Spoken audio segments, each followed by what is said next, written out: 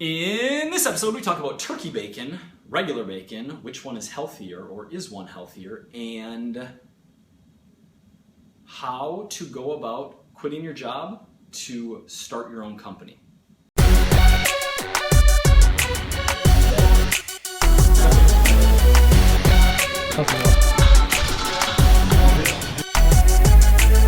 Hello everybody, welcome to Equals and Alternatives, episode 95. I'm your host, Mike Vacanti, and today we are reviewing bacon.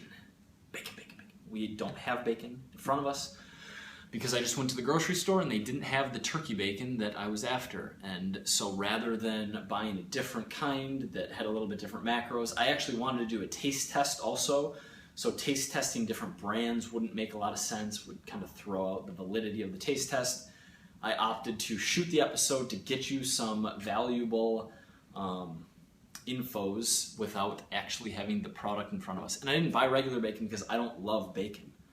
I would cook it and I would eat it, and if it's available to me, I will eat it, but I think it's overrated.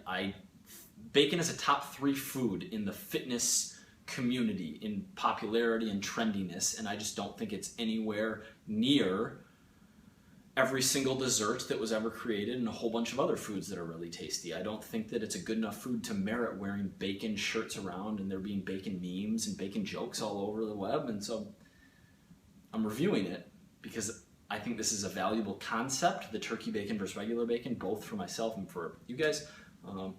But I just don't think it's that good. It's way better than sausage, obviously, but just not that good. Aside from the fact that turkey bacon actually isn't always that lean, you can get leaner turkey bacon, in which case you can eat more of it, make it fit your macros. It might be a better option for you than regular bacon. Aside from that, what we have going on is Oscar Mayer is doing, they have the 50% less fat on the label. Let's throw it up there on the screen, like boom, let's take over the screen. Oscar Mayer turkey bacon label. 50% less fat. I don't know what exactly it says less than, but I know that on the package it says 2.5 grams of fat per serving, which actually confused me at first. I was like, wait, what's going on? Are these, like, is this actually leaner? And then I realized that the protein is cut in half from what the regular bacon is. So yes, it's less fat, but it's also less protein, fewer calories in a serving. So there really isn't anything different going on. So that's interesting. And just the general notion that turkey bacon is leaner than regular bacon because turkey is leaner than pig is something that in my life at family brunches, anytime bacon or turkey bacon has been an option, I have automatically made the assumption that turkey bacon is a little bit healthier, is a little bit leaner. I can eat more of it if I'm not counting my macros super strictly and more just estimating. I like operate under the assumption that I can have more of the turkey bacon, and that's often not the case. So we're bringing this to light, comparing 2 products made by the same company with very, very similar fat to protein ratios, fat per calorie. All right, I thought that was interesting. Oh, one other thing, when a product is like say 5 grams of protein, 5 grams of fat, or like the number of grams of the macronutrients are very close, that doesn't make that product half protein and half fat, right? Remember that 1 gram of fat packs 9 calories, whereas 1 gram of protein packs 4 calories. So if there's 5 grams of protein, 5 grams of fat, even though that's not the exact case here, there isn't the same amount of fat and protein. What's really going on is there's more than twice as much dietary fat as there is protein. And now, sometimes I get like, people when they start counting their macros get a little bit confused. They're like, wait a second, I take what's on the label and then I multiply it by 4, but I multiply this by 4, but I multiply this by 9, like what's going on? End up under eating by a lot, and they're like, I can't believe this. No, when you're counting your macronutrients, you just go off of the label.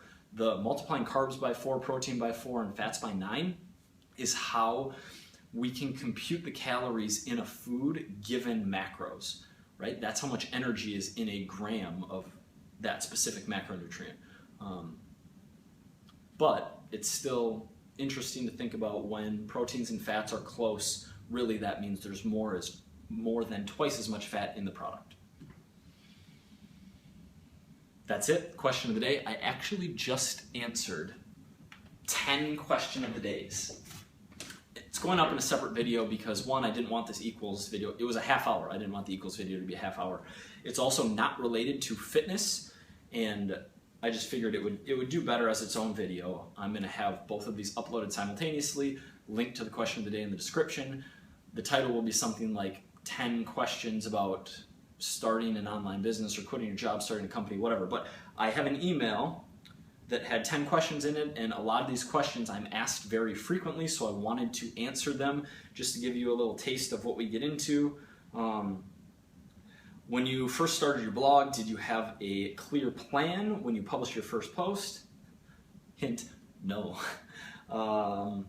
What else is interesting? I think it was actually a solid video overall.